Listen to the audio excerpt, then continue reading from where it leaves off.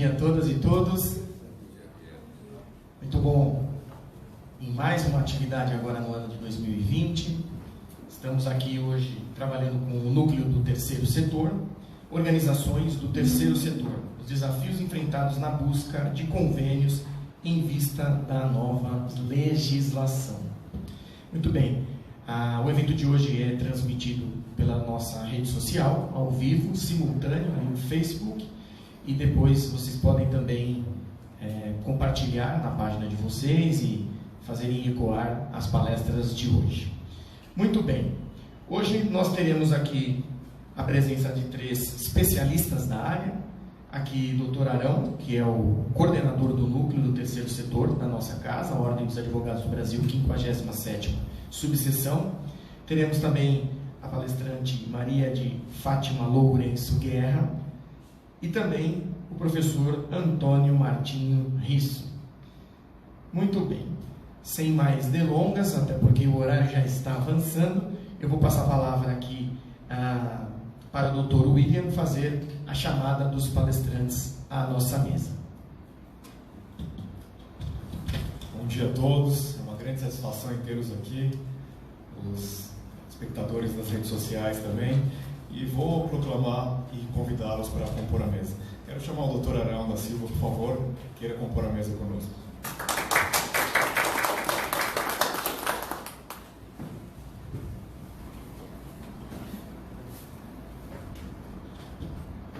Chamo também a doutora Maria de Fátima Lourenço Guerra para compor a mesa, por favor.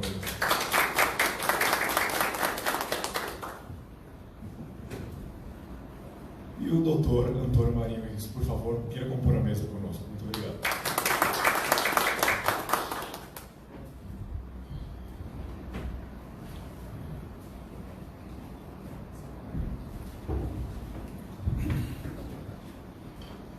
Muito bem. Dr. William, faça a leitura dos currículos dos nossos palestrantes da manhã de hoje. Hoje temos palestrantes de currículo e conhecimento adiamantado. O Dr. Arão Santos Silva, que eu tive a satisfação de estudar com ele no curso para a segunda fase da Ordem, faz pouco tempo, né? Deixa quieto, faz há pouco tempo. O Dr. Arão foi advogado, formado em Direito pela Unixul, pós-graduando em Gestão e Organização do Terceiro Setor, licenciatura em Pedagogia, coordenador do Núcleo de Direito do Terceiro Setor da OAB aqui em Guarulhos e ex-secretário de Desenvolvimento e Assistência Social de Guarulhos.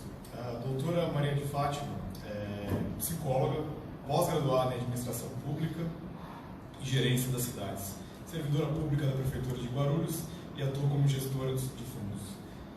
Dr. Antônio Marinho, advogado, formado em Direito pela FIG, faculdade a qual eu também me formei, tenho honra e uma grande satisfação de ter estudado lá. Sociólogo, formado em Ciências Sociais pela Universidade de São Paulo, ex-presidente do CMAS, Conselho Municipal de Assistência Social de Guarulhos, e secretário adjunto da SDCETI. E agora, vamos dar início aos eventos. Passo a palavra ao presidente para proclamar o primeiro palestrante. Muito obrigado, Dr. William. Muito bem. O objetivo da Ordem está promovendo este encontro é buscar esclarecimentos junto ao terceiro setor e também fazer usufruir o máximo que for possível da legislação, que é o marco regulatório do terceiro setor, a Lei 13.019 de 2014.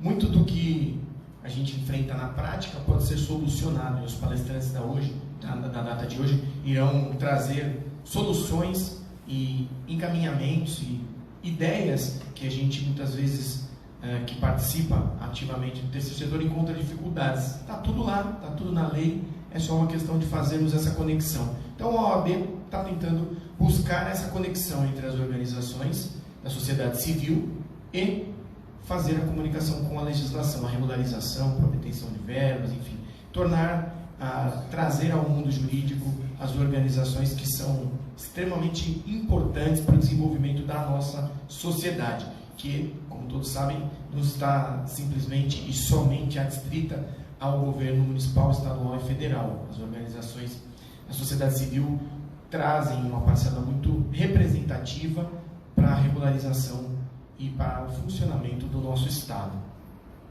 Dessa forma, eu já vou passar a palavra agora ao Dr. Arão, que fará as considerações iniciais, e em seguida teremos também a palestra da professora Maria de Fátima e também do professor Martinho Risso. Muito obrigado. Com muita satisfação, doutor Arão, que nós recebemos a sua presença juntamente com a Maria de Fátima e também o doutor Martinho Risso. Para nós, da Ordem dos Advogados do Brasil, é muito importante esse link, essa conexão e essa possibilidade de estarmos trabalhando e debatendo um assunto que é deveras importante para o desenvolvimento da nossa sociedade. Muitas vezes as coisas empacam e param e nós temos as soluções na ponta da mão, não é? Então, doutor Arão, desde já agradeço aqui a disponibilidade, a possibilidade de contar com Vossa Excelência para a condução dos trabalhos desse núcleo que é de extrema importância na nossa visão e que vai trazer aí frutos certamente relevantes, não é? Lembrando mais uma vez que está sendo transmitido ao vivo, então a potencialidade de atingirmos aí um universo da internet, dos meios sociais, das comunicações sociais e eletrônicas é tamanha. Então, doutor Arão, uma excelente palestra e mais uma vez obrigado pela oportunidade de estarmos juntos. Bom dia a todos, queridos colegas, estudantes. Eu também aqui cumprimentar os membros da mesa, na pessoa do nosso presidente, doutor Eduardo Ferrari, e iniciar com um panorama do que representa esse núcleo de direito do terceiro setor. O núcleo de direito do terceiro setor existe há pouco tempo aqui na nossa casa, na Ordem dos Advogados do Brasil, de Guarulhos, tendo como primeiro trabalho esse do dia de hoje, onde nós estaremos de uma forma bem resumida, explicando aos presentes, aos nossos internautas que nos acompanham, a finalidade desse núcleo. Faz-se necessário, em primeiro lugar, nós entendermos o que é o terceiro setor, né? E eu trago aqui um conceito da Maria da Glória Gomes, que a expressão terceiro setor é uma expressão com significados múltiplos, devido a sentidos históricos diferenciados em termos de realidade social. Esse termo ele se originou na Inglaterra, né? E a expressão terceiro setor, cunhada em 1978 por John Rockefeller, caracteriza um universo que envolve um número significativo de organizações e de instituições, organizações não governamentais, conhecidas como ONGs, sem fins lucrativos, instituições filantrópicas, empresas cidadãs, entre outras, e sujeitos individuais, voluntários ou não.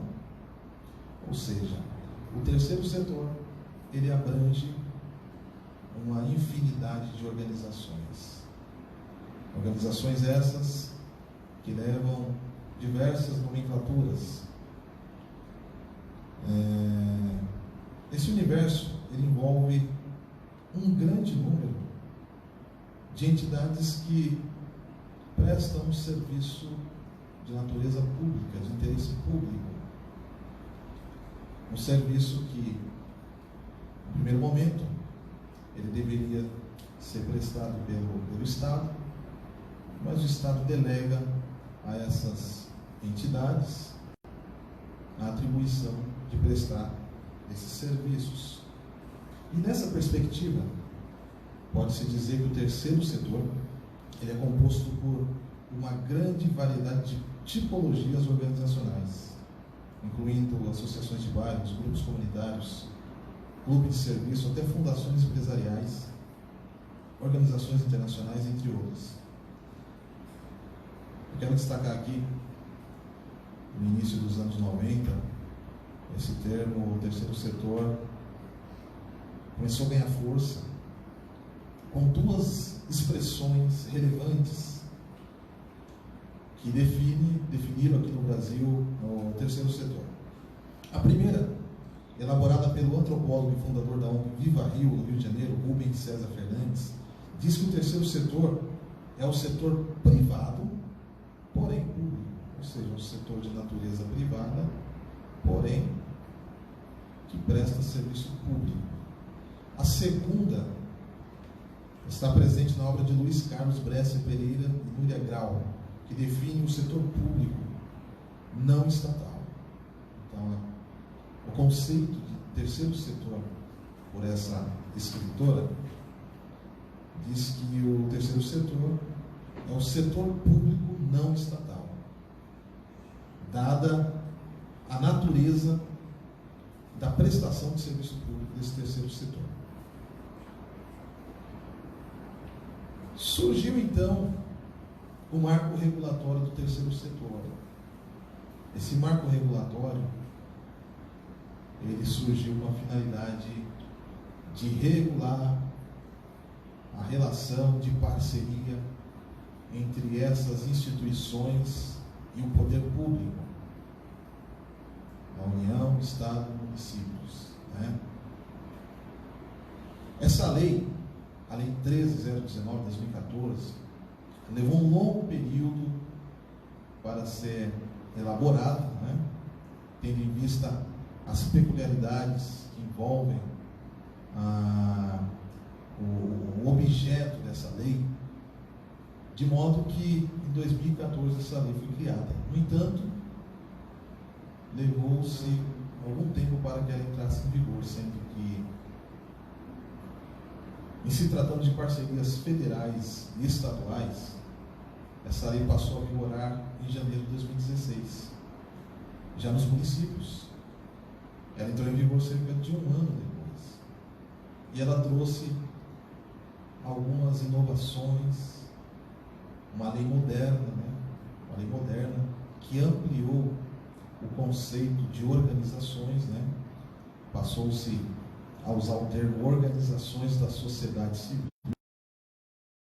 Todas essas entidades, associações, institutos, ONGs, OCIPs, todas passaram a ser enquadradas como organizações da sociedade civil. E essas organizações, que estão descritas na Lei 13.019, todas elas, inclusive, tem algo aqui que eu quero destacar, que chama a atenção, é que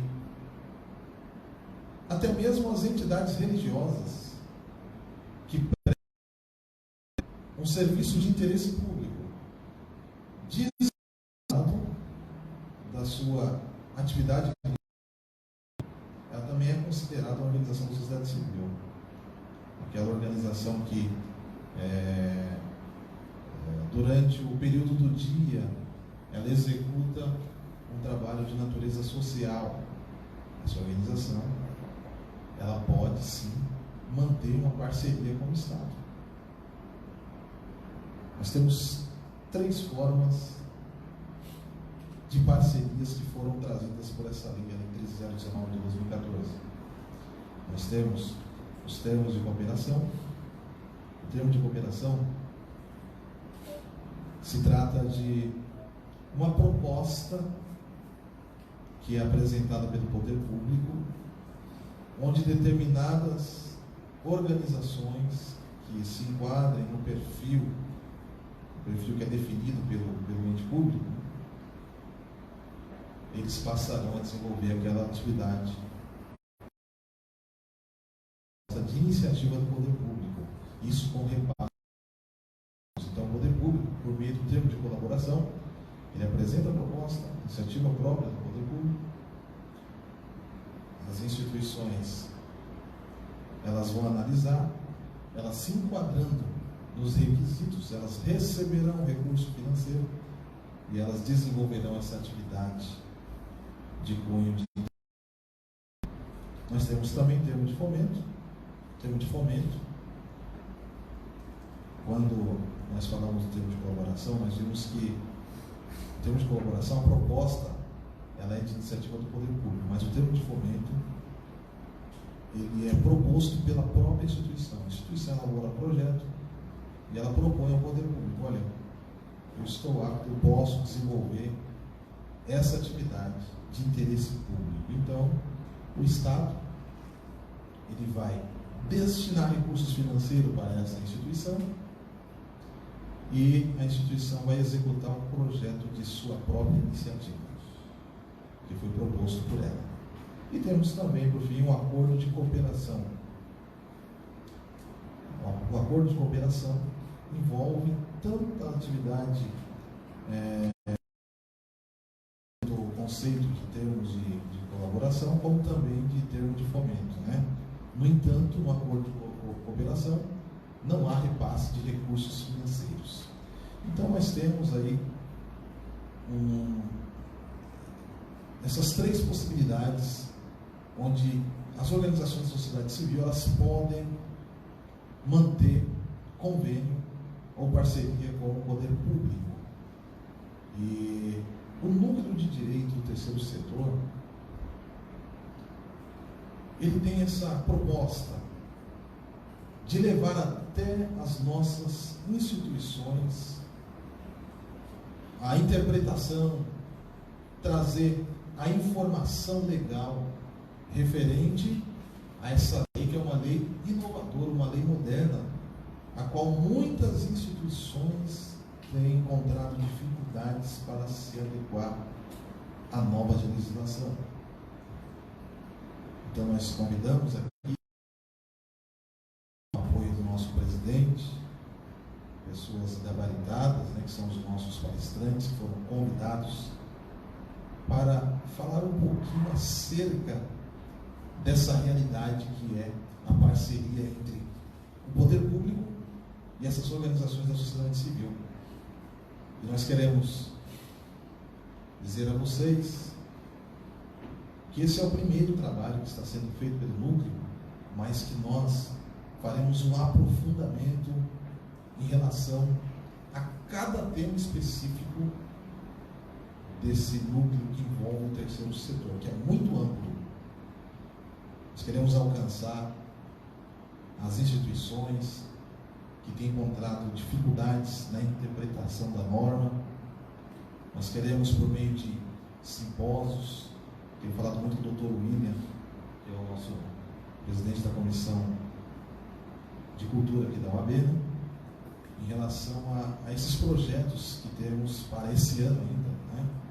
Debates, simpósios, onde nós teremos pessoas falando de temas específicos e trarão às nossas instituições uma visão do que representa na prática essa nova lei, que veio para modernizar e também para trazer mais seriedade a essa parceria entre o poder público e as nossas instituições.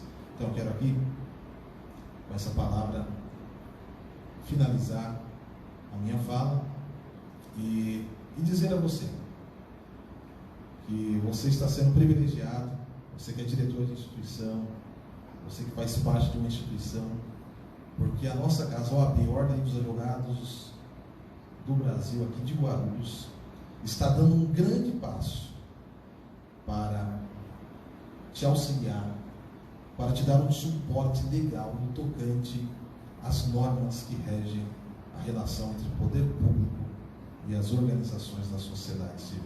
Muito obrigado, presidente.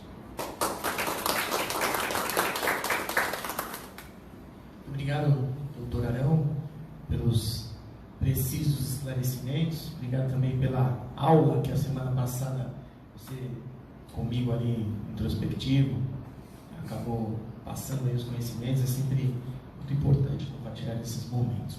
Muito bem. Agora, dando sequência, eu pergunto à nossa palestrante Maria de Fátima Lourenço Guerra se deseja fazer uso da palavra aqui nesta bancada mesmo, ou se deseja fazer uso ali do púlpito, como a senhora desejar. Pode ser daí mesmo? Então, claro. Pedir para a Letícia colocar no telão a apresentação. Muito bem. Maria de Fátima Lourenço Guerra, nossa palestrante desta manhã. A palavra está com a senhora. Ótima palestra. Obrigada. Inicialmente, eu cumprimento a todos os integrantes da mesa, demais convidados e organizações da sociedade civil, na figura do senhor presidente Eduardo Ferrari, e quero agradecer imensamente à Comissão de Entidades pelo convite. Eu me sinto honrada em estar aqui, contribuindo com o meu trabalho como servidora pública e com a minha experiência de gestão em fundos especiais. Eu sou muito feliz pela introdução do Dr. Arão, porque é exatamente o contexto no qual foi criado a nova legislação. Aqui no município havia muitos problemas com relação à execução de convênios, porque era diretamente atrelado ao artigo 116 da Lei de Licitações. E esse artigo é especificamente para contratos e causava muitos problemas para as organizações. E aí culminou também com todo o Brasil, porque nacionalmente não existia uma lei adequada que tanto desse suporte administrativo e na parte legal, tanto para a instituição quanto para a administração. E aí foi daí que surgiu a necessidade de um grupo de organizações discutirem uma lei que fosse um marco que tanto desse fundamentação legal para a execução das instituições quanto para o poder público.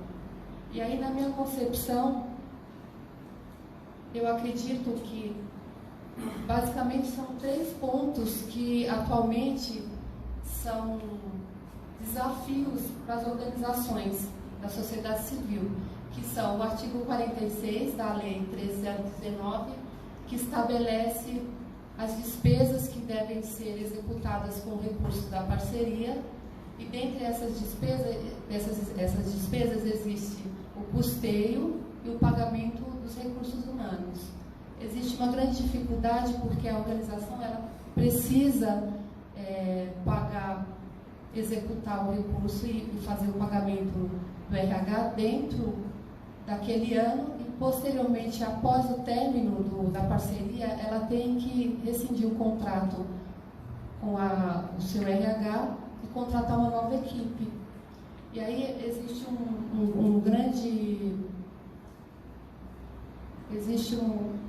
uma grande dificuldade com relação aos encargos, porque gera uma dívida muito alta para que ela execute durante a parceria e posteriormente.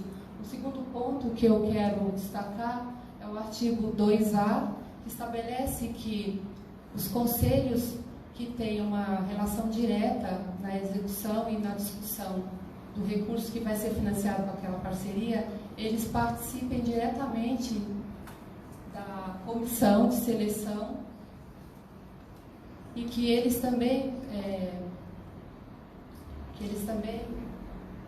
participem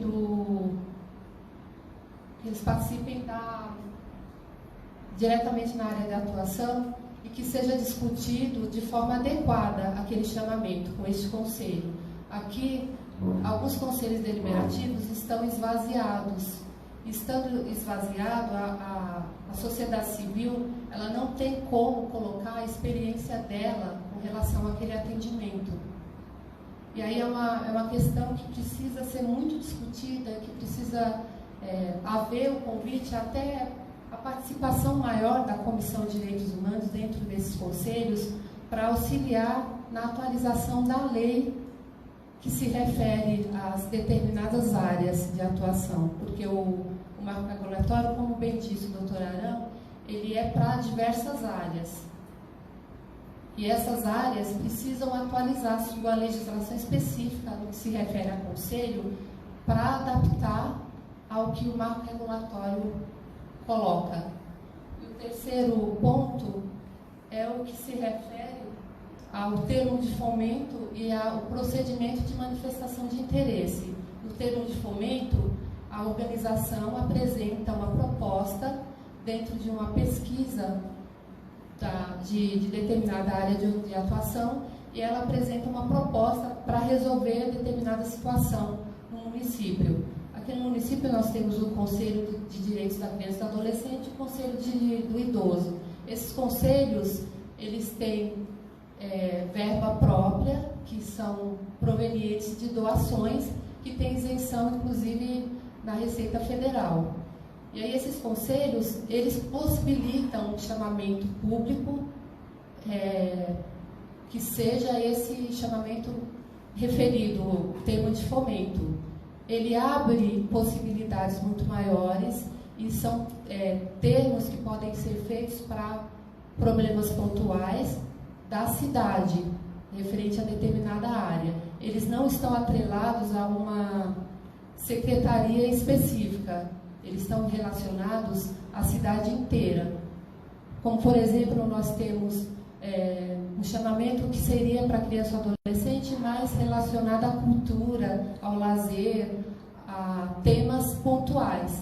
Isso pode ser discutido em conselho e pode ser proposto pelas organizações. Só que isso não ocorre atualmente porque os conselhos estão esvaziados.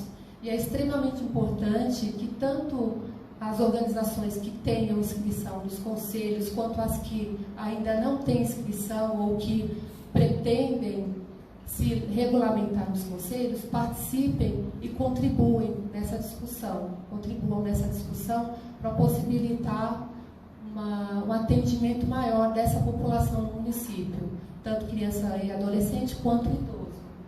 E o outro item é o procedimento de manifestação de interesse, que também tem um funcionamento parecido, está previsto na Lei 13.019, mas, porém, não é ainda executado no nosso município. É um procedimento super interessante, porque a organização pode pesquisar através de uma grande pesquisa e da comprovação de que uma política pública pode trazer um chamamento e, através deste, abrir um novo leque para a possibilidade de financiamento. Também é algo muito interessante que eu considero um desafio que deve ser considerado e buscado pelas organizações da sociedade civil. E são esses 3 pontos que eu considero que devem ser desafios e devem ser enfrentados o mais rápido possível pelas organizações. Até muito interessante que isso possa ser circulado nas redes, porque algumas que não estão aqui, elas precisam buscar os seus conselhos diretamente relacionados à sua área, precisam conhecer a legislação, precisam se regulamentar nos conselhos e participar da melhor forma possível, levando as questões da sua região. E essa é a minha contribuição dentro da execução administrativa, do que eu pude observar como conselheira também de direitos. Além de gestora dos fundos, eu participei também como conselheira nos conselhos específicos. E havia uma grande necessidade de nossa parte da discussão de quem está diretamente na linha de frente do atendimento. E aí nós tínhamos as organizações que já recebiam o recurso e sentimos uma grande necessidade de ter essas que entrem, que busquem a legislação, que busquem a regulamentação e a participação efetiva. Essa é a minha contribuição. Eu agradeço muito pelo convite, agradeço a oportunidade e muito obrigada, doutor Arão, pela iniciativa. Obrigada.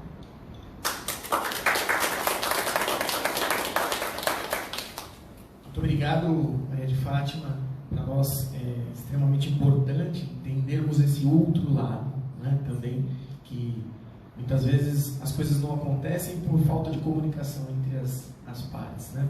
Nesse momento, antes de passar a palavra para o professor Martinho, quero abrir para vocês que estão aqui na plateia e desejarem fazer algum tipo de pergunta.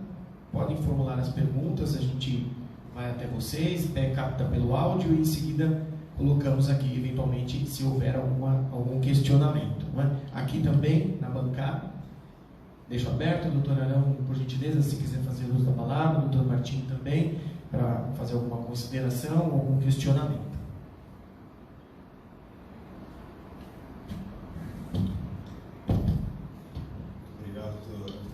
Fátima, pelas palavras. E vamos dar continuidade ao evento. Eu passo a palavra agora ao doutor Antônio Martins para seus apontamentos.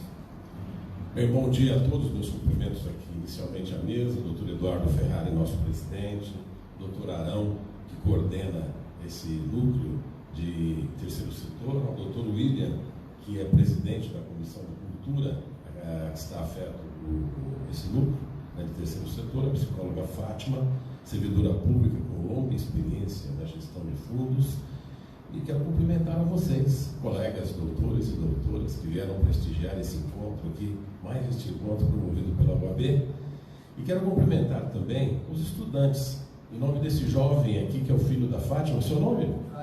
Caio. O acadêmico Caio, que está no 7º semestre do curso de Direito lá na FIG, né? onde eu estudei também, eu me formei, e onde eu fui professor depois de Sociologia, poucos anos depois. E aí eu cumprimento o jovem, porque o número da minha inscrição aqui na mesa, com certeza, é o mais baixo. A minha inscrição é 70.724, né? Então já faz algum tempo. O doutor Ferrari, eu me lembro quando eu comecei a advogar, uma das primeiras causas que eu peguei foi para defender uma jovem que tinha provocado um acidente, uma ação de reparação de dano por acidente de veículo, onde eu estava defendendo quem provocou o acidente. E eu, jovenzinho, tinha que debater, né, durante a audiência, e na parte contrária, um advogado cuja inscrição era 5.000 e pouco, um senhorzinho já encanecido, cabelos brancos, super experiente, né? E ele se pronunciou, eu fui anotando lá o que ele falava, tudo, né? E aí tive que destruir a argumentação do colega, né? Um colega extremamente, mas imagina também que eu estava nervoso, claro, né? Início de carreira, aquela coisa toda, e nós ganhamos aquela ação. Depois, um gesto muito bonito, ele veio me cumprimentar, né? Um gesto extremamente cortês, né? E dizer que o direito, Caio, abre uma perspectiva no horizonte do conhecimento bastante amplo. É um curso extraordinário, um curso de ciências jurídicas e sociais. Eu sou sociólogo de formação, né, antes de ser advogado, né, comunicador também, como muita gente sabe, e advogado nesse tempo todo. Vejo o número da minha inscrição. Eu vejo essa galeria aqui também, só tem uma mulher aqui. Por sinal, é o retrato mais bonito, é o dela, não é? Da doutora Joenice Barba, né? Ex-presidente aqui da UAB. Mas todos extremamente competentes, todos deram o seu quinhão de importantes contribuições, como faz o doutor Eduardo Ferrari, que tem uma grande criminalista aqui da cidade, que tem se pautado por fazer com que a OAB tenha um protagonismo, né, bastante em evidência. Bom, vamos para o tema que nos remetemos. Organização da Sociedade Civil, né, OSC, né, que a Lei 13.019, que é o marco regulatório de 2014, ela se destina às organizações da sociedade civil. Essas organizações, elas têm como característica, por estarem no terceiro setor, por não terem fins lucrativos. Os seus dirigentes não podem ser remunerados, não podem receber bônus, dividendos e outras vantagens, e nem mesmo os associados. Quais são as finalidades dessa? São várias. Tem assistência social, saúde, educação, cultura, né, esportes, ciência, tecnologia, né? Então, meio ambiente, nós temos aí o Greenpeace, por exemplo, né? E por aí vai. A primeira, eu vou me ocupar mais do setor de entidades beneficentes, que eu mais tenho experiência, porque eu fui conselheiro do Conselho Municipal de Assistência Social, doutor Arão, como ele bem sabe, o doutor Arão é também ex-secretário municipal da Secretaria de Desenvolvimento e Assistência Social de Guarulhos. Eu fui funcionário de carreira, na época se chamava promoção social, trabalhei como sociólogo, aliás, fui o primeiro sociólogo da prefeitura antes de ser advogado. Então a gente tem um pouquinho, nós aprendemos todos os dias, mas a gente tem um bocadinho de experiência. A primeira entidade beneficente no Brasil, ela surgiu ainda na primeira metade do século XVI, apenas 43 anos depois da descoberta do Brasil, em 1543, que foi a Santa Casa de Misericórdia, né? As Santas Casas foram criadas em Lisboa em 1498, por Frei Miguel, né? E em 43 a coroa portuguesa achou por bem instalar em Santos, na cidade portuária, né, uma Santa Casa. Depois isso foi para Bahia, para Salvador, para o Rio de Janeiro e tal. E por que nas cidades que tinham os portos? Exatamente para atender os marujos e passageiros de embarcações, né, de que estivessem doentes ou que sofressem acidentes e tal. Por isso que as Santas Casas foram instaladas aí. Então é a mais antiga entidade beneficente do Brasil, Santas Casas de Misericórdia. Depois, ao longo dos séculos, foram aparecendo inúmeras outras. E essas entidades são muito importantes, porque elas conjugam esforços com os governos, né, no atendimento dessas diversas ações, né, de políticas públicas, nessas diversas áreas a que eu me referi. Eu diria que eu não gosto muito do termo ONG, organização não governamental. Eu prefiro OSC mesmo, organizações da sociedade civil. ONG eu acho esse nome feio, a beça. Acontece o seguinte: o marco regulatório. O marco regulatório foi uma conquista importante, a Lei 13.019. Porque até então, de 1543 até 2014, nós não tínhamos nada regulamentando. Então nós tínhamos uma barafunda de leis, né? Uma pleiade de legislação que se confundiam, se conflitavam e, em geral, quando as parcerias com o poder público para atender objetivos colimados se invocava, o poder público invocava, especialmente de 1993 para cá, a Lei 8666, que é a Lei de Licitações. No poder público, nós temos uma dificuldade muito grande para comprar este copo d'água aqui, precisa fazer licitação. É um processo demorado, tem edital, claro que não vai comprar um copo, você compraria já uma quantidade grande, né? Existem algumas inexigibilidades, mas a regra geral é licitar, fazer uma carta convite, uma tomada de preço, um pregão, uma concorrência pública, né? Aí tem toda a legislação que regula isso. Ora, as entidades parceiras, né, no passado se diziam conveniar. Se tem um convênio, não existe mais, tá? A Lei 13.019 aboliu isso. A expressão convênio é só para entes federativos. A união com os estados entre eles e entre os municípios. Convênio é só entre entes. Poder público com organizações da sociedade civil são parcerias, né? Expressão convênio, e aí tem algumas diferenças aí, né? Aliás, a Fátima hoje trabalha exatamente no setor de convênios da prefeitura, não é, Fátima? Exatamente isso, né? Repasse de governo estadual, governo federal, para o município de Guarulhos vem através do setor de convênios. Toda a prefeitura tem isso, todo o estado do governo estadual também tem isso. Bom, o que acontecia também? Nós tínhamos problemas de conflitos que prejudicavam as organizações sociais, mas também tinha abusos de organizações sociais, né? Eu vou tentar aqui, os mais jovens talvez não se lembrem, mas nós tivemos no início dos anos 90, eu não vou citar nomes aqui, mas eu me refiro ao período de um ex-presidente da República que sofreu impeachment. Eu vou citar nome aqui por uma questão de ética, né? E nós tínhamos uma organização que foi muito importante para o país, foi a LBA, Legião Brasileira de Assistência, hoje extinta, não existe mais. Ela prestou relevantes serviços ao país. Mas naquele momento eu me lembro que os jornais todos noticiaram, né, que a LBA destinava recursos para uma organização lá de Canapi. Canapi é uma cidade de Alagoas, né? De Alagoas. E depois a imprensa descobriu que o endereço dessa organização social não existia, ele era um terreno baldio, né?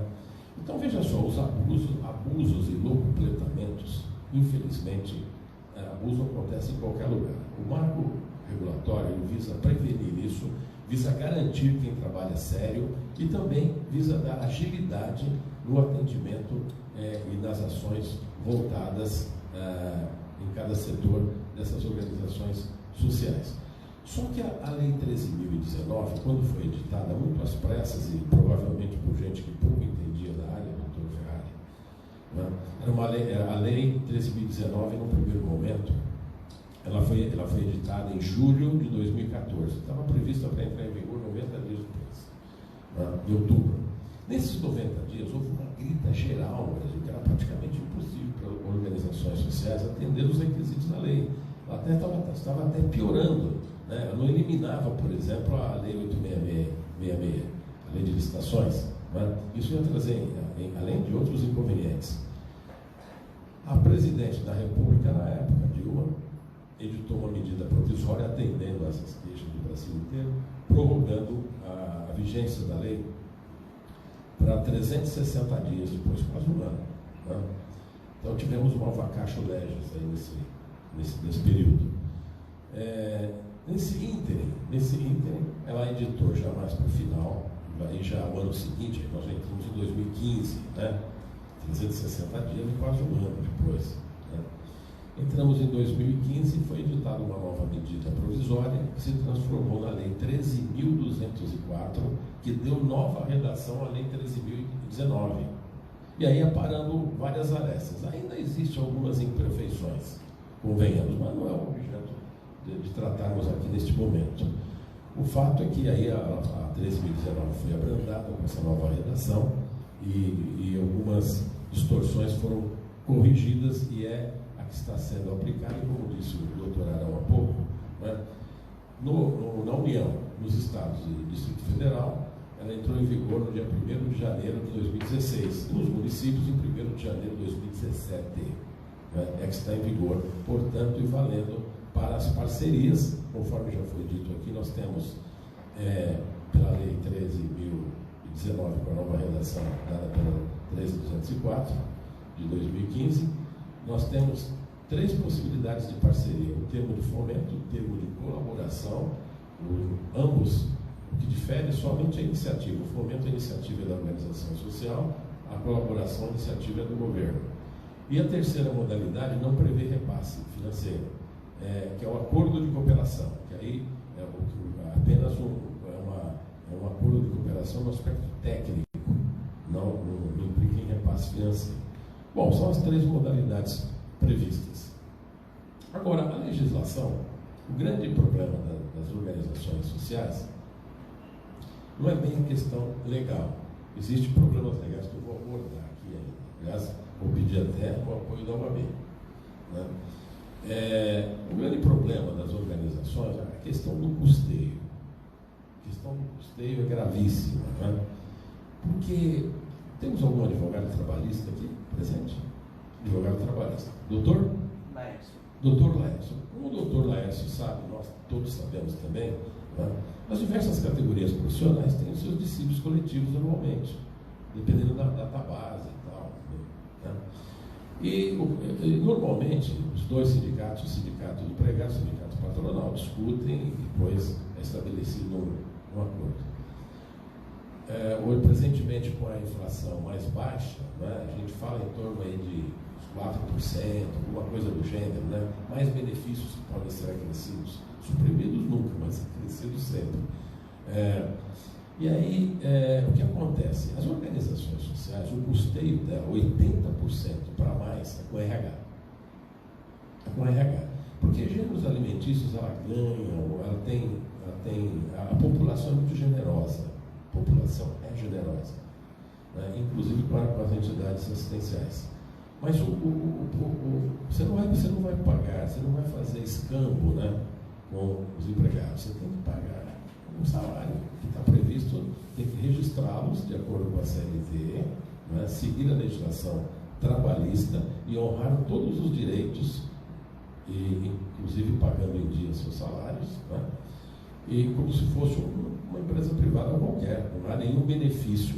O único benefício que as entidades gozam, aquelas que têm que tem o SEBAS, que é o Certificado de Entidade Beneficente de Assistência Social, é da imunidade com relação à contribuição do INSS. Mas elas têm que requerer isso anualmente, a renovação, né? Relativa à cota patronal, não à cota do empregado, né? O INSS do empregado, ela tem que descontar e recolher na guia adequada. No que diz respeito à cota patronal, essas que têm que tem essa certificação federal, que antigamente era dada pelo Conselho Nacional de Assistência Social e hoje é pelo Ministério, né? Houve uma mudança, né? A legislação também implicou nisso, em transferir para o Ministério. Então, elas gozam então dessa imunidade com relação à patronal. As organizações sociais também gozam de imunidade tributária na modalidade impostos, apenas para impostos, né? Desde que elas sejam regularmente inscritas, reconhecidas pelos órgãos públicos e tudo mais. Também precisa ser requerido. Por exemplo, IPTU, a entidade que tem um patrimônio, tem um prédio, uma propriedade, ela pode requerer todo ano que haja a imunidade, ou seja, o poder público nem pode lançar o tributo. Na Constituição Federal também, claro, que é imunidade tributária, né? Os entes públicos não podem lançar impostos, em relação aos outros entes públicos, em relação aos templos de qualquer culto, as entidades de assistência social, apenas as de assistência social, né?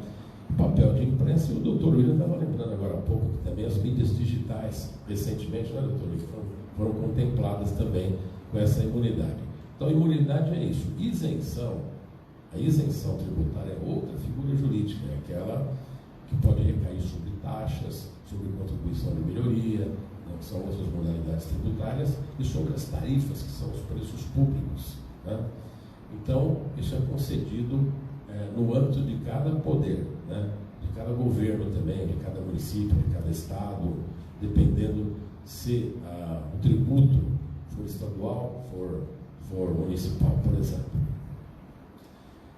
O problema do custeio é que as entidades têm uma dificuldade muito grande na captação de recursos. Normalmente são poucas pessoas que tocam, poucas têm um departamento de captação de recursos. Há vários financiadores, viu? Além do poder público, nós temos no setor privado, várias organizações que financiam outras, né? A fundo perdido, claro. É só apresentar o projeto. Eu vou citar algumas aqui que são mais evidentes, que vocês conhecem, como a Fundação Abrinq. A Fundação Abrinq, ela financia projetos sociais. Ela precisa fazer o projeto, esse projeto ele é analisado. Tem gente da Abrinq que vai até a organização para saber se ela tem competência técnica para executar esse trabalho, né?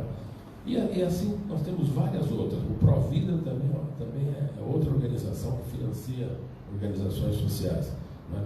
Mas em geral para compra de material permanente, né? Mas não para custeio de salários, né? E como eu acabei de dizer, no custeio das organizações o maior impacto é com o RH.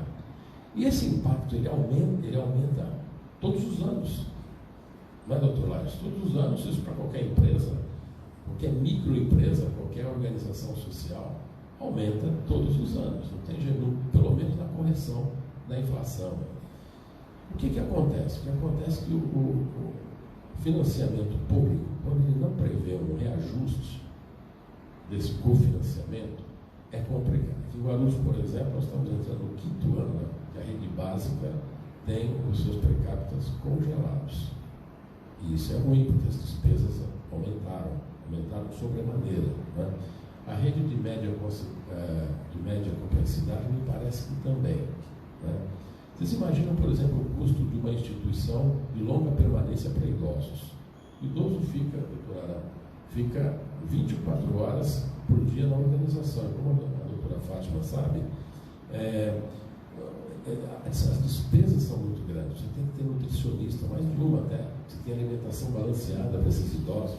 Você tem que ter uma enfermaria com enfermagem para poder administrar medicamentos, fraldão, a lavanderia. Então imagina que usa bastante. Você tem que ter fisioterapeuta, é um custo imenso. Eu diria que hoje está na casa aí de por baixo, de 4 a 5 mil reais per capita para manter minimamente condigno uma ILPI, uma instituição de longa permanência para idosos. Quer dizer, não dá para manter com R$ 1.500 por mês. Na rede básica, por exemplo, o per capita é de R$ 300 para atender as crianças. É muito pouco. Quem tem filhos na escola, quem sabe quanto custa uma escola e que não oferece tudo que uma organização social oferece, né? Sabe quanto custa uma escola particular. Então, eu volto a dizer que a questão do custeio, a questão do cofinanciamento é o maior dos desafios. E aí eu quero também, doutor Eduardo, e agora, doutor Ira, doutora Ana, dizer o seguinte, que além desses per capita não estarem sendo reajustados, em Guarulhos nós tivemos um outro gravame, muito sério. As organizações contavam com isenção, aí não é imunidade, aí é isenção de tarifa de água até 700 metros cúbicos. É a Lei Municipal 2535 de 1981. Ela teve nova redação, entidades que trabalham com deficientes vão além dos 700 metros, avançam além dos 1000 metros. Eu tenho essas organizações, imagina como Casas André Luiz, por exemplo, que atende deficientes, né? Aqui é um hospital também, né? E a quantidade das lavanderias, tem 3, 4 lavanderias, imagina que o consumo é muito grande, né? Então, o que acontece? Essa lei não só concedia isenção para tarifa de água e esgoto, e coleta de esgoto, as coisas estão ligadas, né? Vocês, quando pagam a conta de água, se a conta é de R$200, 100 é pela água e 100 é pelo esgoto, né? E durante todos os anos que o Serviço Autônomo de Água e Esgoto esteve atuando em Guarulhos, nós tínhamos isso. E as entidades, durante esse período todo, tinham esse benefício, gozavam desse benefício, né? Gozavam até recentemente, quando se passou para a Sabesp. E a Sabesp não quer atender a legislação municipal, a Lei 2535. Eu acho isso um absurdo, porque nós, como advogados, sabemos que lei tem que ser respeitada, não pode ser ignorada. A Arcesp diz, que é a agência reguladora, né, de águas, diz que não é para atender. Desde quando a Arcesp, né, desde quando a Arcesp tem esse poder? Desde quando a Sabesp, que é uma empresa com fins lucrativos, tem ações em bolsa, inclusive de Nova York, né, mas não atende essa lei. O que isso implica? Implica um aumento de custeio brutal. Imagine uma LPI, uma organização grande, pagando contas de 10, 12, 15 mil reais por mês. Quer dizer, além de não ter reajuste no cofinanciamento, você tem um gravame adicional. Isso é muito sério, essa questão. E aí, as organizações precisam de um protagonismo, conforme a Fátima disse, né? Os conselhos perderam esse protagonismo, mas precisa que as organizações sociais também tenham participação ativa e se debrucem sobre esses temas, né? Ajam em conjunto para que elas possam sobreviver, né? E eu considero esse gravame muito sério. Desrespeito a essa lei municipal, porque ela não foi revogada, né? O que a administração municipal fez foi fazer uma concessão para que a Sabesp utilize os ativos do SAI, né, para distribuição de água e coleta de esgoto. Fora que o esgoto foi depois, e a Sabesp cobrou indevidamente o esgoto sem ter uma parceria estabelecida antes. Então, alguns questionamentos jurídicos aí que precisam ser feitos com a Sabesp, que é uma empresa do governo do Estado de São Paulo, né? Lei é para ser respeitada, não é para ser discutida. A gente até pode discutir se ela for flagrantemente ilegal, inconstitucional. Nós, advogados, podemos discutir, não é? Podemos propor uma ADIM, coisa que o valha, né? Um remédio jurídico qualquer, se a lei for de flagrante ilegalidade ou inconstitucionalidade. Mas não é o caso. É o caso de que a lei não está sendo respeitada. Ela foi respeitada durante quase 40 anos, gente. Quase 40 anos a administração municipal respeitou essa lei. A autarquia municipal respeitou a lei. Então, agora, a empresa estatal, é uma empresa pública, sabe? Não quer respeitar essa lei. Isso traz uns gravames, E eu aqui, de público, peço que a OAB se associe às organizações que estão sofrendo esse gravame, né, para que, via Poder Judiciário, que não querem atender, só tem um jeito, a gente invocar a tutela jurisdicional do Estado. Só tem um jeito. As organizações até pediram para a Sabesp administrativamente, foi negado. Algumas nem resposta receberam. A resposta foi a conta de consumo. Isso é um desrespeito bastante grande. Sabe por quê? Como é que você vai justificar? Você vai responder, olha, eu não quero atender a lei. E quem que vai escrever e assinar isso?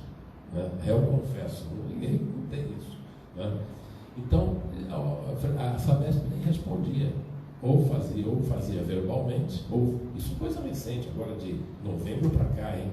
Coisa bem recente. E as contas estão chegando em valores muito altos. Fora que a tarifa será reajustada este ano, isso para toda a população, também para as organizações. Mesmo o que a Sabesp chama de tarifa social, mesmo ela é alta, mesmo sendo social, aí é uma pequena diferença para menor do que a população em geral, minimamente. A conta vem alta.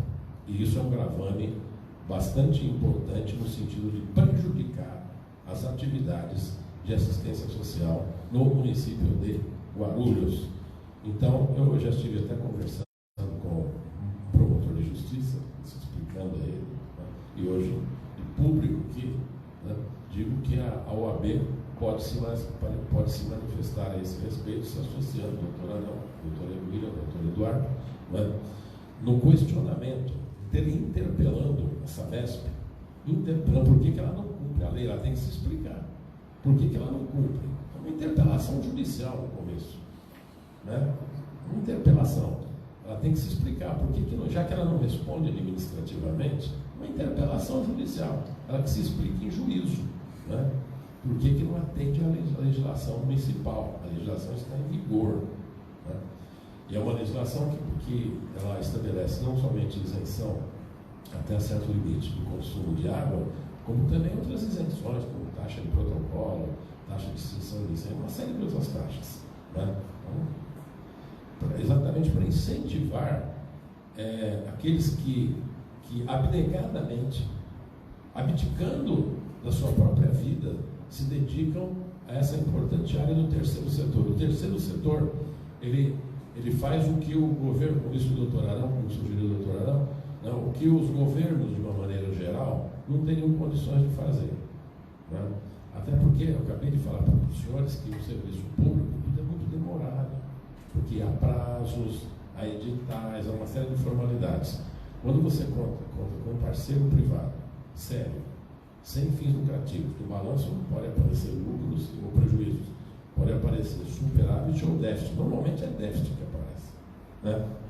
Então, para que haja agilidade, porque um flagelado pela enchente, um idoso que está acamado, uma criança que está na rua, né? não se pode esperar.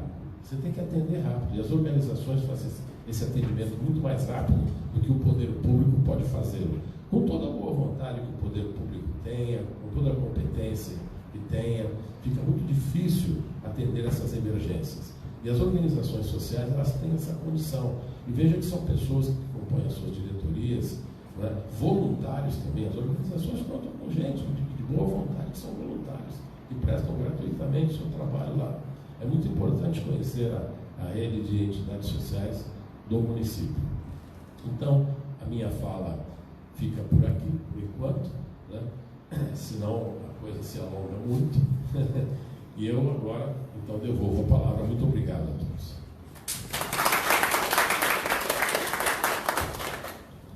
Muito bem, doutor Martinho.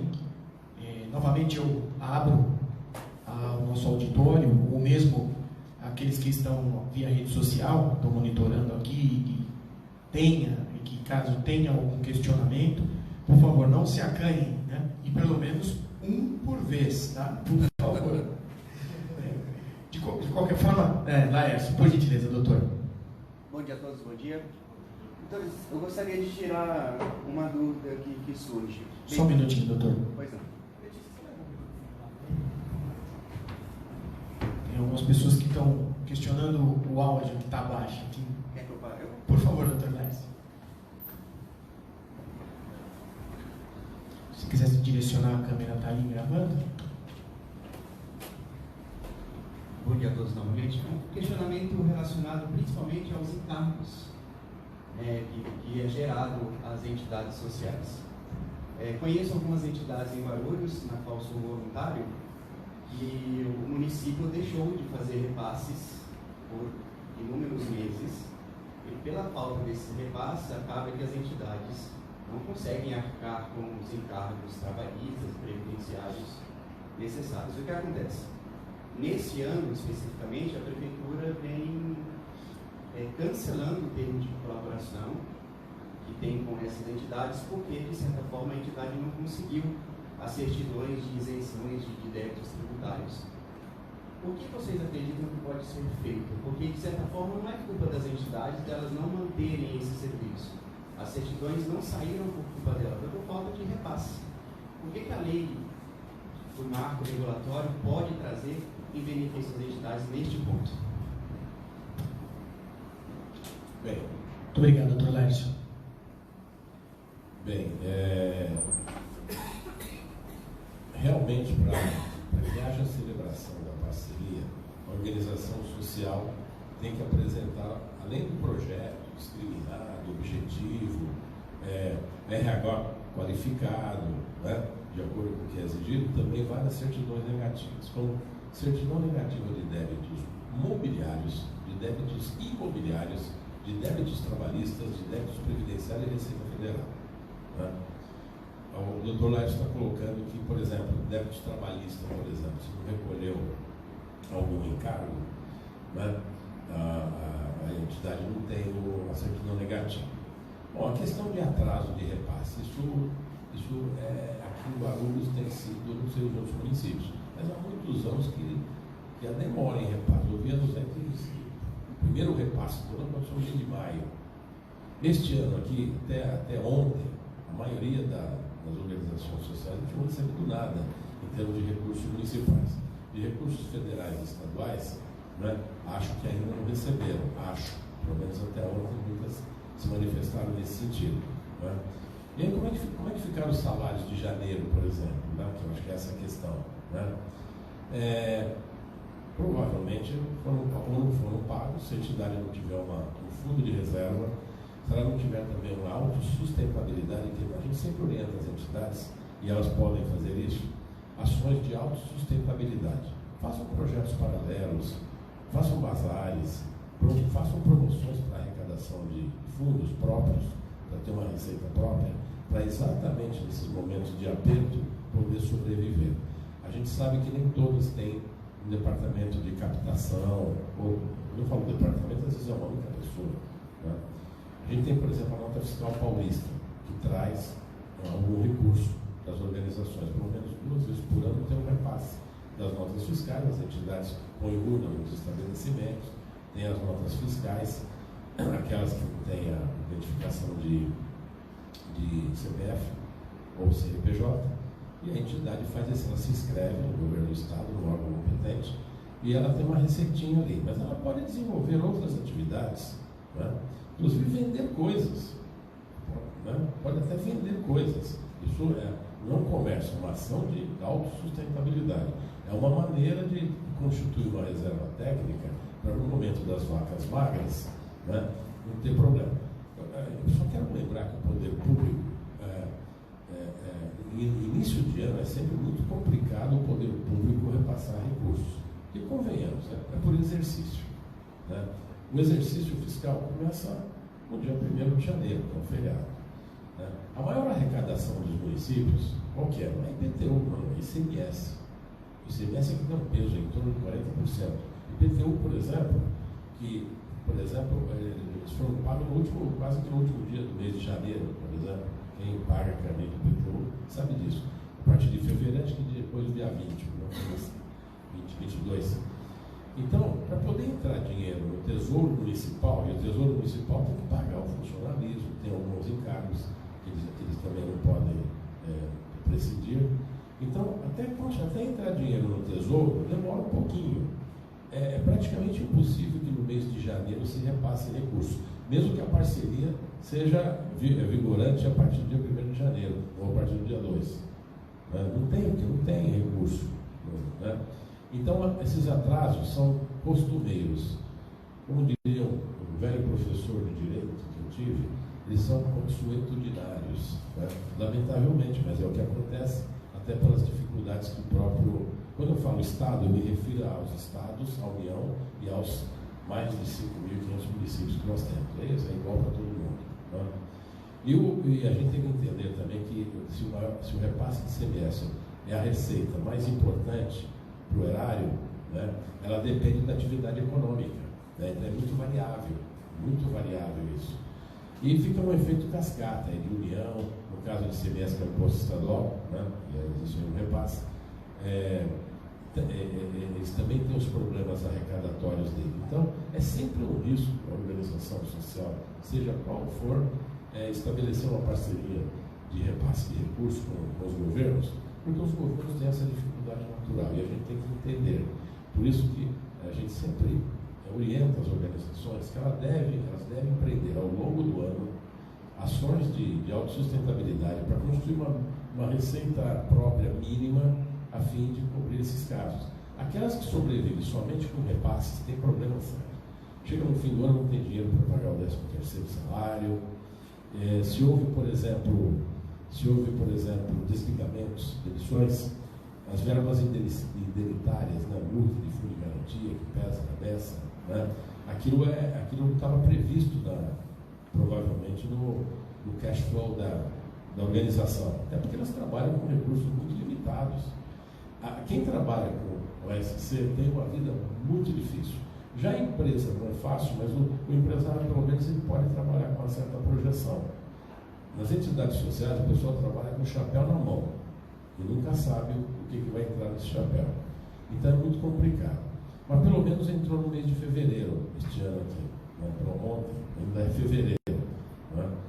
Quem tinha uma reserva própria, pagou com os recursos próprios. Quem não tinha, provavelmente deve ter atrasado os salários de janeiro. Mas isso tem acontecido todos os anos. Com relação aos desligamentos de organizações, não tenho condições de responder, porque isso está adscrito à Secretaria de Desenvolvimento e Assistência Social. Eu não sei as razões pelas quais houve desligamento, se por não ter essas certidões negativas, mas veja que atraso de 1 a 2 meses não originaria 7 meses?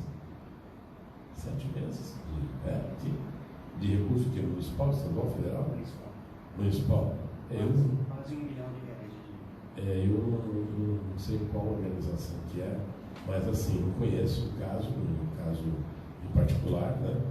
Mas no geral, né, os atrasos não são assim tão grandes, que dariam origem a não recolhimento de encargos sociais, que depois, em geral, para chegar, para ter uma certidão, para sair uma certidão positiva de débito, normalmente é do ano anterior a coisa, que não foi pago lá atrás. Né? De 2017. 2017. Olha aí, é complicado, nós estamos em 2020. Né? Então, aí cria-se uma bola de neve depois. Né? Porque esse débito que não houve recolhimento dos encargos sociais. Imagina, por exemplo, se não houve recolhimento de INSS. Se ela tem a cota patronal, por exemplo, isenta, fazer isenção da comunidade, né? A cota do empregado ela tem que recolher, sob pena dela descontar da folha de salários e não recolher, vai ser apropriação de débito. Aí ela vai ter que procurar o Dr. Ferrari, que é crime, né? Isso daí. Como alguns empresários fazem também, né? É muito comum isso. Ele desconta do funcionário e não recolhe para a Previdência. Depois de algum tempo, a Procuradoria da Previdência ingressa com a ação. Primeiro para receber o din-din. Aí não recebe e entra também com uma representação criminal. E alguns há empresários na cidade aqui que têm débitos de mais de 300 milhões nessa área aí. E alguns até já foram condenados. Empresários. As entidades sofrem muito mais. Eu diria o seguinte, que numa situação dessa, não sei se a organização continua operando, né? Mas é difícil, se ela não tem a certidão negativa de débito, o poder público não tem como, nem a previsão na lei federal, né, de que ela possa estabelecer uma parceria sem apresentar esses documentos. É condição sine qua non apresentar essas certidões, porque senão a autoridade pública for o ordenador dessa despesa, vai responder. Primeiro no Tribunal de Contas, né? Porque o poder público, as administrações públicas estão sujeitas à fiscalização do Tribunal de Contas. O ordenador público tem que ordenar o repasse com muita responsabilidade, né? Por exemplo, as prestações de contas da organização têm que estar aprovadas, né? O repasse anterior passa pelo crivo do setor de prestação de contas. Isso em qualquer município, em qualquer estado é assim. E se essas contas foram rejeitadas, é complicado, né? Algumas despesas, às vezes, são glosadas. A gente também não tem que achar que a organização social é feita só por anjinhos. Às vezes há abusos. Sem citar nomes, nem caso, coisa bem antiga aí, mas uma organização social em que cuidava de crianças e uma das dirigentes era uma entidade confessional, né? Tinha lá vinho, apareceu lá vinho, aquisição de vinho, né? Uma criança, setor de prestação de contas, a gente uma escuta, você compraram vinho para as crianças, estamos glosando aí. Aí a dirigente confessional disse: olha, eu fiz um monte de pobreza, mas não de miséria. Não pode, né, gente? Hoje estava vendo uma notícia, o Tribunal de Contas do Estado do Rio Grande do Sul tem conselheiros que tiveram despesas com diárias, né, e com prestação de contas. O problema foi parar no Ministério Público. Aí a reportagem, mas às vezes é exagero também. Pegaram na nota de despesa de restaurante o consumo de uma cerveja. Né? Quem está no setor público tem que se acautelar dessas coisas não aparecerem. Agora, se for uma única cerveja, quem que não toma uma cerveja? Quanto custa uma cerveja? R$8, R$7, sei lá quanto custa. Né? Agora, se o cara tivesse tomado, por exemplo, uma garrafa de vinho francês, levamos aí contigo, que custa aí de 8 a 18 mil reais, aí é complicado, né? Isso é coisa para alguns ex-ministros da República aí lá de Brasília, né? Consumir esse tipo de coisa aqui. A gente só vê a garrafa de longe, assim. Mas eles estão respondendo por irregularidades em diárias de viagens que fizeram para outros estados ou para fora do país, né? E até pelo que consumiram. Veja, o ministro do Tribunal de Contas sendo questionado pelas suas próprias despesas, né? Aí exageros à parte de ambos os lados, de quem está fiscalizando e de quem está sendo fiscalizado, né? Tem que haver o quê? Tem que haver parcimônia, né? Nos gastos. O dinheiro público é muito sério, porque o erário é de todos os contribuintes. Não pertence ao administrador público, pertence à cidade, pertence ao Estado, pertence à União, né? Pertence aos brasileiros. Então, o dinheiro público é coisa muito séria. Um realzinho mal aplicado, isso é de uma complexidade muito grande. Não é o valor, mas o gesto. Muito bem. Alguém tem mais alguma pergunta? Eu tenho aqui uma pergunta, mas eu gostaria de saber do público em primeiro lugar. Sim. Eu penso que a pergunta que eu vou colocar, Fátima, ela pode ser respondida por Vossa Excelência, pelo Martim, ou mesmo pelo doutor Arão. Como nós estamos aqui debatendo as dificuldades para a implementação e utilização das ferramentas legais e tornar efetiva a atividade de uma OSC, não é isso? Organização da Sociedade Civil, eu vou fazer uma pergunta e eu deixo o espaço para vocês três colocarem. Qual que é o primeiro passo a ser tomado para a regularização de uma organização da sociedade civil? Por que eu pergunto isso? Nos dias, no dia a dia, a gente encontra uma série de pessoas voluntárias, vocacionadas e que conseguem atender uma demanda imensa de determinada ocorrência, enfim, seja com tratamento de crianças, seja com acompanhamento a uma comunidade carente, e muitas vezes essas pessoas, esses líderes, eles não estão regularizados. Então, o primeiro passo, eu vou querer que a Maria Maria de Fátima, claro, se ela puder trazer alguma consideração nesse sentido. O primeiro passo para que eu, Eduardo Ferrari, que tenho ali um grupo de pessoas reunidas, prestando auxílio a uma comunidade X, fornecendo leite, fornecendo roupa, recebendo as crianças com doença, providenciando remédios. O primeiro passo que eu teria que fazer para tornar legítima a minha organização ou para regularizar essa minha organização? Inicialmente eu vou complementar um pouco o que o Martinho falou, no que se refere à questão das organizações da sociedade civil receberem os recursos em atrasos. Além de toda a questão já colocada por ele, tem uma questão também que se refere à competência técnica. Atualmente no município, todos os termos de parceria com o município são termos de colaboração. Em colaboração exige uma competência técnica relacionada àquela área de atuação. Na assistência social, exige-se que a organização atenda a legislação afeta a assistência social. Nas outras áreas, da mesma forma. E, tendo em vista isso, é necessário que a organização cada vez mais ela tenha uma gestão do RH cada vez mais competente. Na minha visão, além de tudo isso já colocado por ele, existe a necessidade de ter um profissional de gestão de RH cada vez maior, tendo em vista esse aumento de exigências técnicas e aumento do corpo técnico de RH das instituições.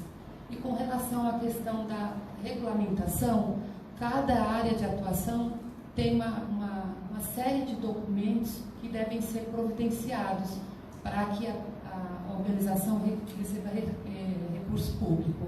Na assistência social, essa regulamentação é relacionada à Política Nacional da Assistência Social.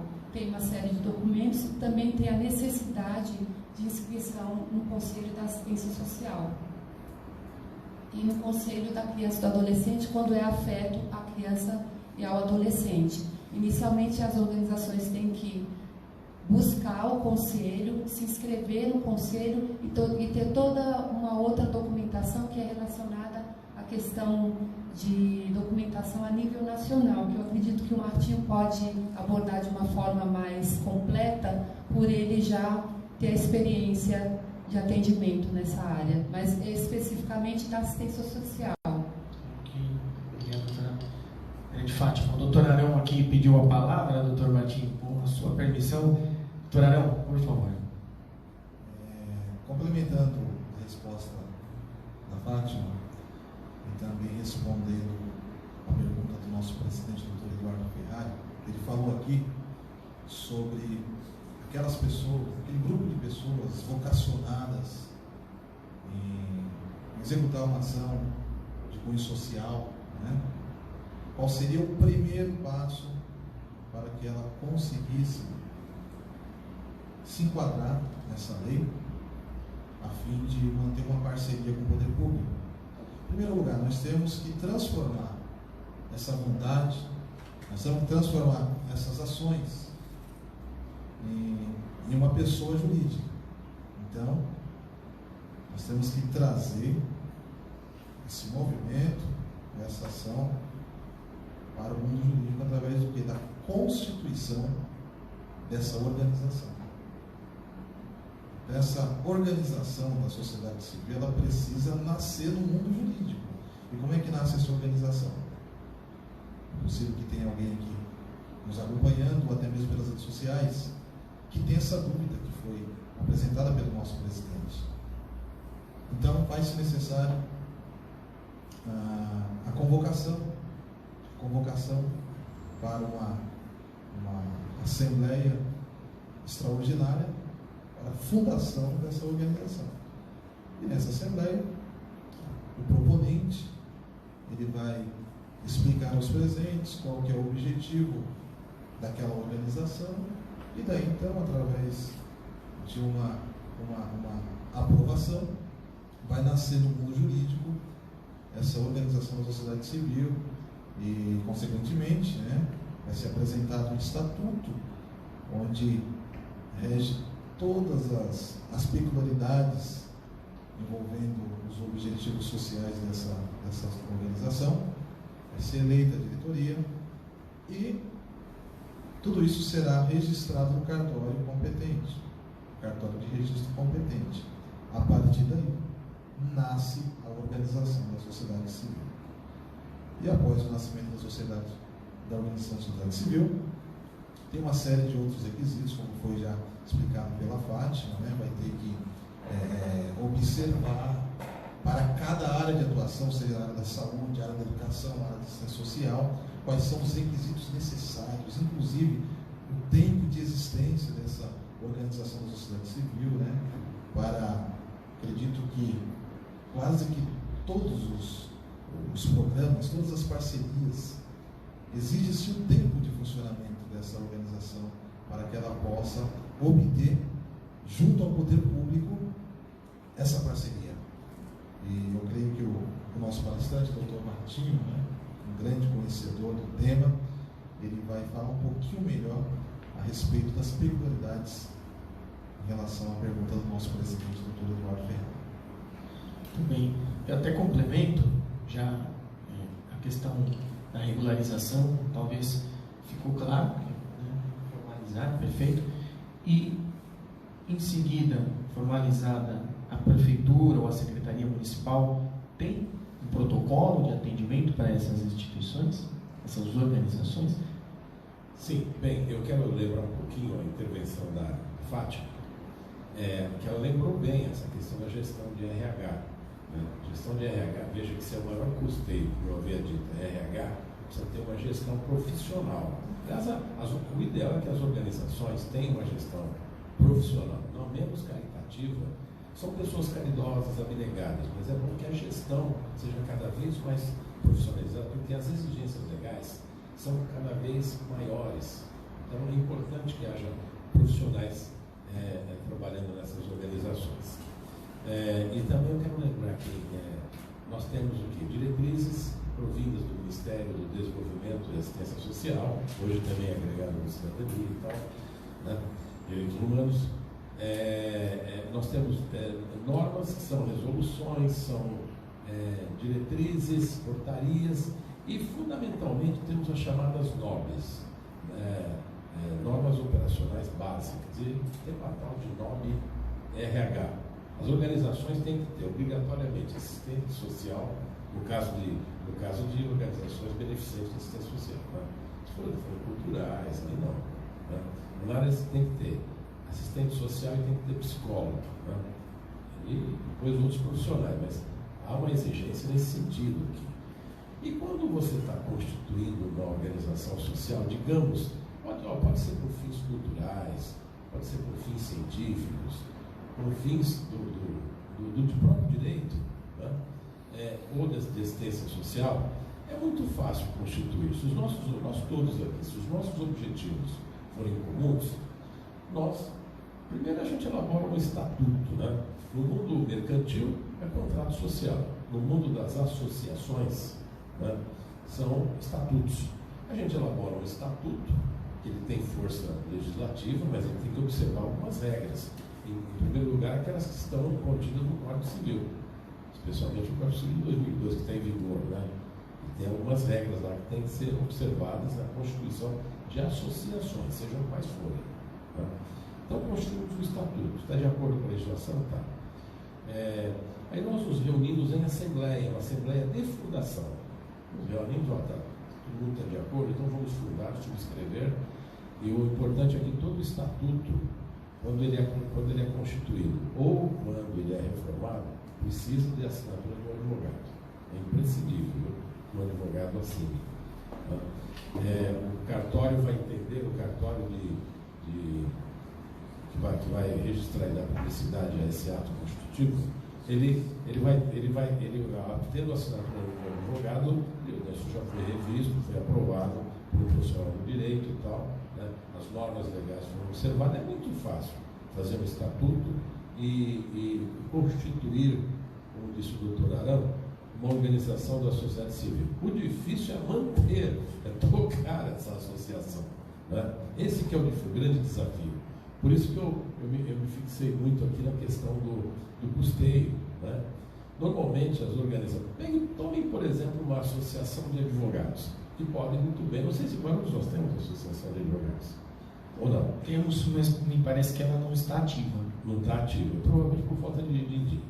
Né? Provavelmente, porque você precisa de quem contribua. Né?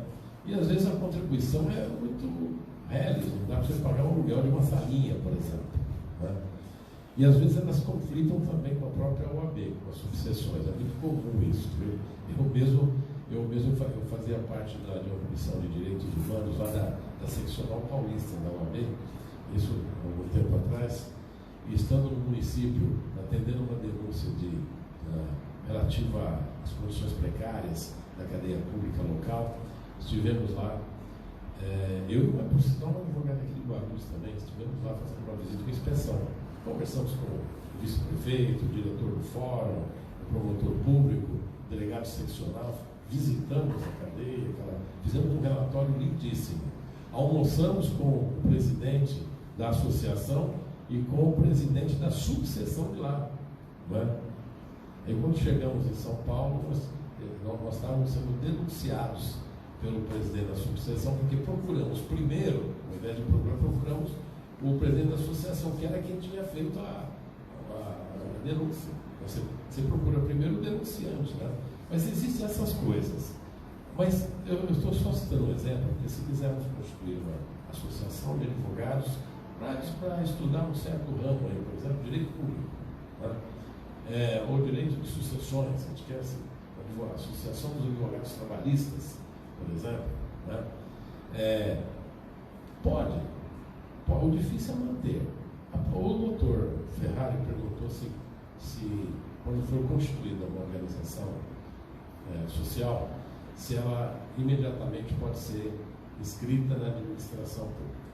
O marco regulatório, o que diz o marco regulatório? Ele fez mudanças nessa área. Então, assim, para se estabelecer parcerias com a União, a entidade precisa estar funcionando há 3 anos. Antigamente era 3 anos para tudo, viu? E para a União, acho que 5 anos. Para a União, 3 anos. Para os estados, 2 anos. E para o município, 1 ano. Precisa estar em funcionamento antes de pleitear qualquer parceria, pelo menos há 1 ano. Isso melhorou muito, porque antigamente eram 3 anos. Né?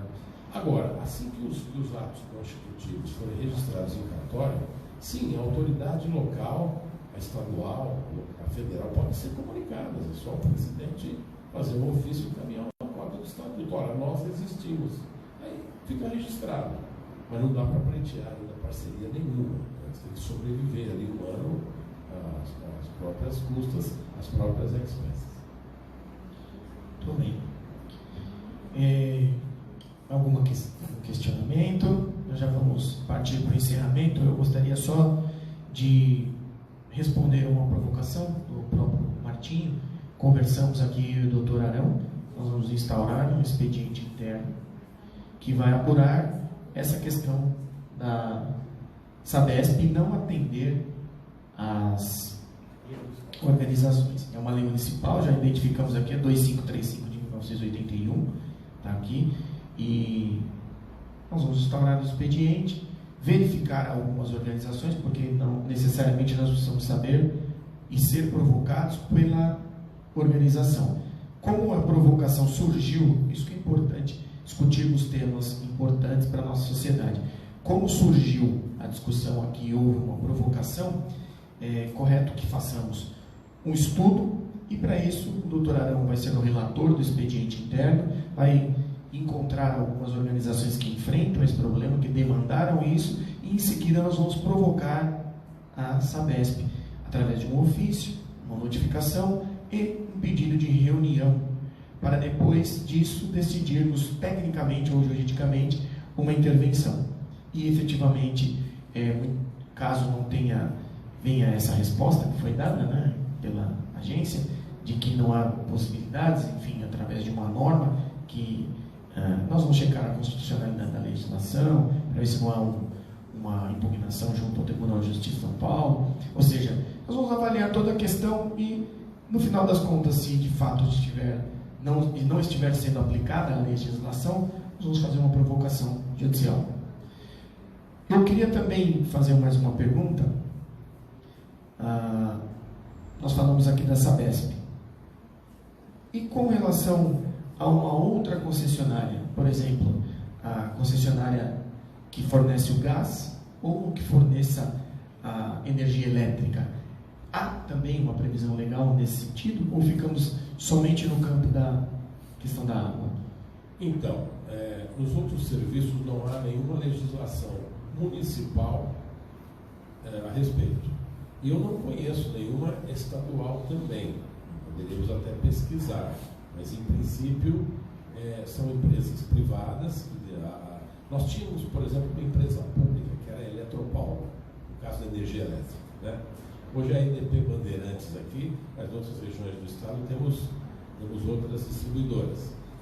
A Eletropaulo, aqui no âmbito de São Paulo, ela concedia um desconto de, se não me engano, de 20% a 30% para entidades beneficentes. Eu tinha uma tarifa social. Eu, me perdoe não falar na primeira pessoa, mas eu me lembro quando o ex-prefeito Pascoal Tomeu era presidente da Eletropaulo, eu estabeleci gestões e nós aumentamos isso para 50%, né, para beneficiar as organizações sociais.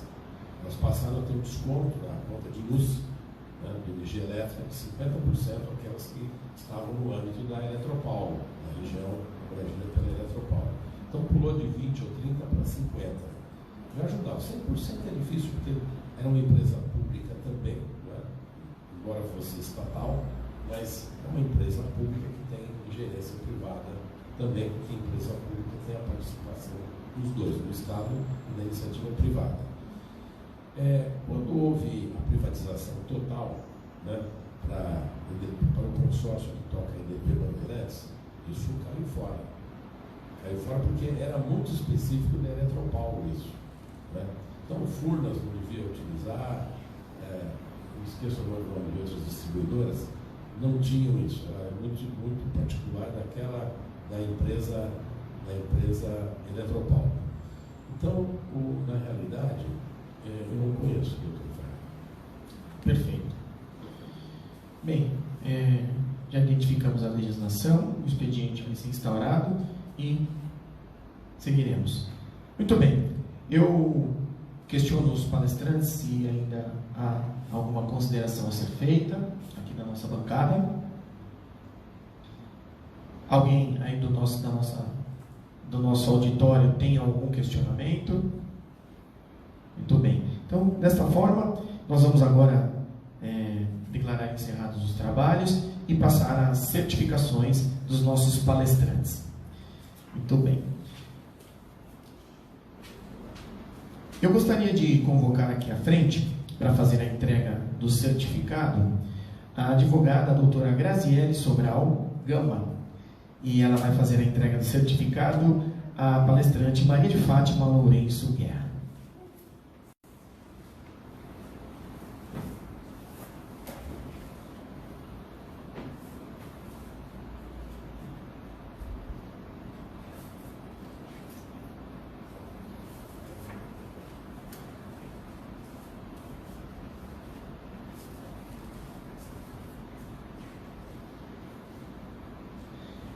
Maria de Fátima, se a senhora quiser vir aqui à frente, por favor.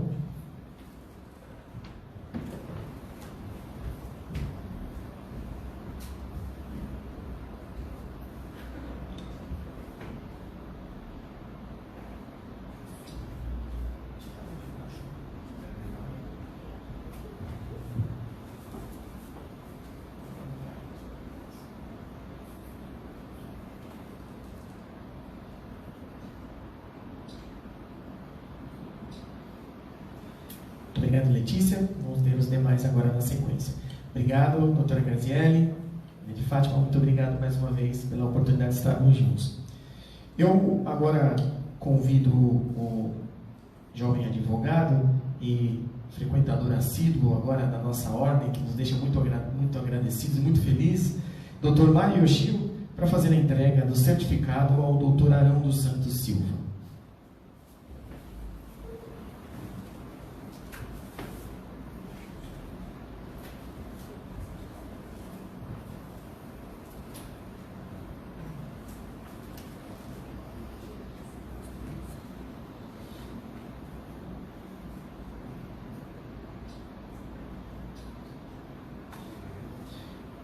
Doutor Mário, muito obrigado também.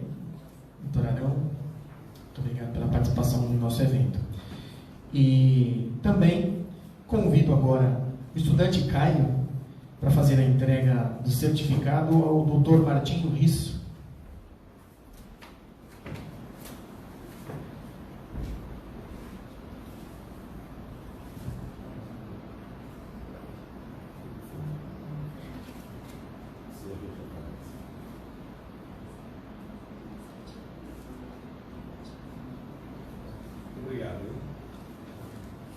Muito obrigado, Caio. E conte com a Ordem dos Advogados do Brasil nos seus estudos, na sua dedicação. Dentro em breve você estará por aqui. Será muito bem-vindo. Muito bem. Finalizando aqui mais um evento.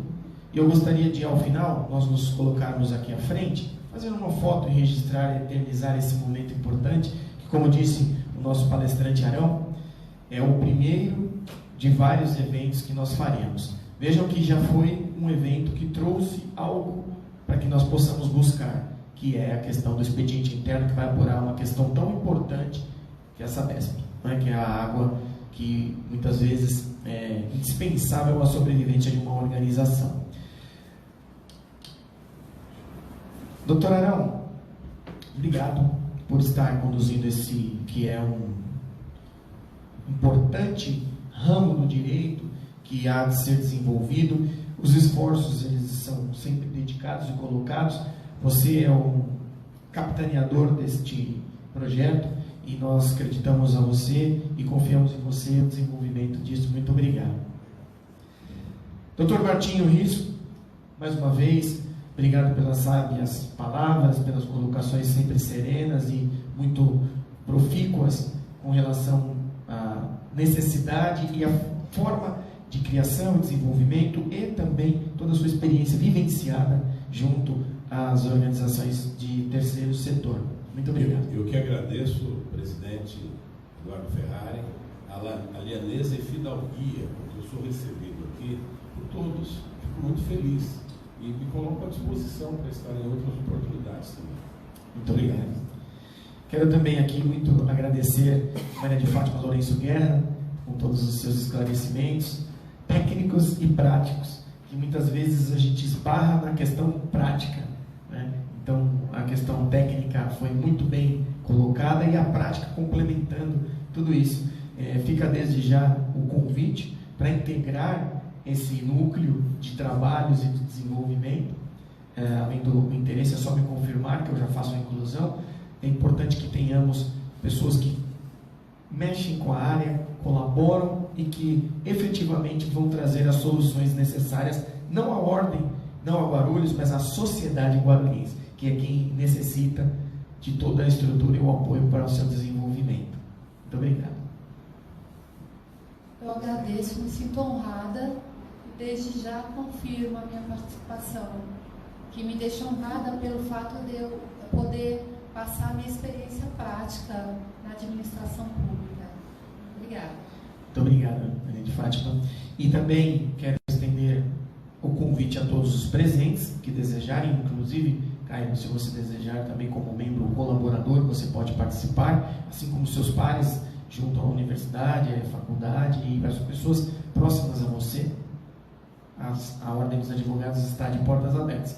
Aqueles que nos assistem através das redes sociais, é só nos encaminhar o pedido, ou a mim, ou diretamente ao Arão, ou fazer chegar pela forma tradicional, que é pelo nosso site, junto às redes sociais. Tem lá www.obguarulhos.org.br e também o e-mail presidência@obguarulhos.org.br. Eu agora, para os encerramentos finais, devolvo a palavra ao presidente da Comissão de Cultura, Dr. William, e, antes, porém, agradeço a presença de todas e todos aqui numa sexta-feira pós-carnaval e também agradeço a frequência à nossa sala que foi criada virtualmente, que circulou ali cerca de 40 pessoas entre entradas e saídas. Muito bem, agradeço a todas e todos e muito obrigado.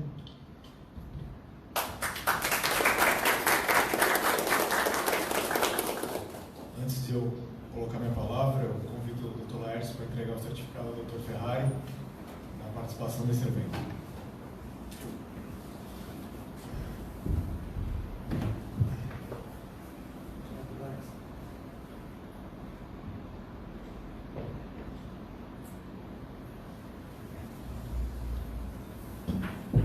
Quero agradecer também ao Dr. Arão pela competência, pela iniciativa de assumir esse núcleo, ao qual eu me comprometo a atuar de ombro a ombro com Vossa Excelência para promover outros eventos e conscientizar a sociedade da importância da atuação do terceiro setor. É um tema que eu tenho uma grande afinidade, sou pós-graduado em Direito Público, então eu estudo bastante, li bastante a respeito e aprendi muito. Quero agradecer ao Dr. Martini pela brilhantada exposição, tendo em vista o conhecimento adiamantado sobre o tema, e tenho certeza que esclareceu toda a comunidade aqui presente. Eu aprendi muito com Vossa Senhoria pelas explanações. Quero agradecer também à doutora Maria de Fátima pela explanação, tendo em vista trazer conhecimento técnico, estando de frente ao front, e abrilhantou de forma ímpar o nosso evento. E antes de encerrar, eu passo a palavra ao presidente, Dr. Ferrari, para definitivamente por termo ao evento. Muito obrigado, Dr. William, e agradeço também toda a frente desempenhada e desenvolvida. Essa é só uma delas, né? Perdemos a conta de quantas outras são, né?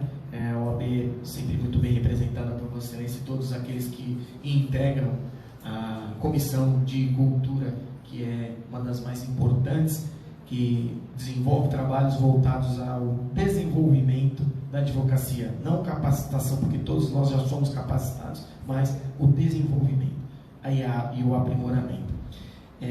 Mais uma vez, obrigado a todas e todos, e declaro efetivamente encerrados os trabalhos desta manhã. Vamos à foto. Muito obrigado.